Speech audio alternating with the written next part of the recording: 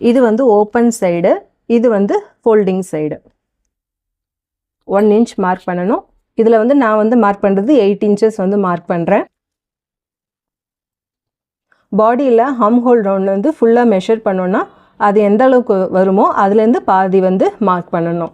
இதில் வந்து 16 inches இருக்குது. இதில் பாதி டிவைடட் பை 2 போட்டோன்னா 8 inches இருக்கும். அந்த 8 inches வந்து இதில் வந்து மார்க் பண்ணணும்.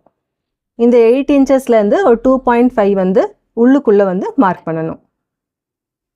ஸ்லீவோட ரவுண்ட் வந்து இதில் வந்து 12 inches. 12 inches டிவைடட் பை 2 போட்டோன்னா 6 inches. 6 inches வந்து இந்த லைனில் வந்து மார்க் பண்ணணும்.